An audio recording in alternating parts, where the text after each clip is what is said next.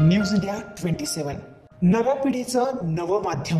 दिंडोरी लोकसभा मतदारसंघातील भास्कर भगरे यांच्या प्रचारार्थ रोहित पवार आज नाशिकमध्ये आले होते। यावेळी त्यांनी पत्रकारांशी संवाद साधला। यावेळी बोलताना रोहित पवार म्हणाले, महायुतीकडून मोठ्या प्रमाणात पैसे आणि गुंडागर्दीचा वापर करण्यात येणार आहे। बारामती आणि नगरमध्ये देखील मोठ्या प्रमाणात पैशांचा वापर करण्यात आला। यावेळी पैशांचा वापर केला असेल तरी काही उपयोग होणार नाही। मुख्यमंत्री नाशिकला आले असताना 2 तासासाठी इतक्या मोठ्या बॅगा का आणल्यात? पोलिसांनी ते बॅग उचलावे लागले। ॲम्ब्युलन्समधून देखील पैसे वाटण्यात आले। 2000 कोटी रुपये या निवडणुकीत लोकांना वाटण्यात येणार आहे असा आम्हाला अंदाज आहे, असंही रोहित पवार पुढे म्हणाले। मुख्यमंत्री साहेब इथं आले होते असं आम्हाला कळालं। राहणार तर नव्हते, त्याच्याच बरोबर मुख्यमंत्री ते असले तरी फाईल आता देता येत नाही कारण का आचारसंहिता आहे।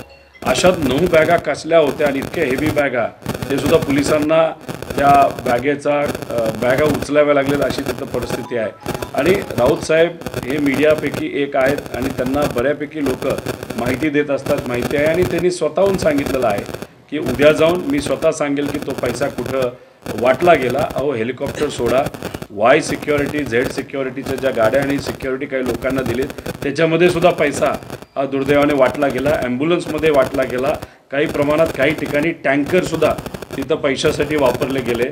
अंदाज असा आहे पत्रकारांचा आणि काही जे या इलेक्शनला फार जवळून बघत आहेत की महायुतीकडनं बीजेपी मित्रपक्षाकडनं कमीत कमी 2000 कोटी रुपये हे मत विकत घेण्यासाठी, नेते विकत घेण्यासाठी आणि प्रशासकीय यंत्रणा त्या पद्धतीने आणि गुंडाला विकत घेण्यासाठी हे महायुतीचे सर्व जे नेते 2000 कोटी या महाराष्ट्रामध्ये वापरतील आणि काही प्रमाणात वापरले सुद्धा आहेत।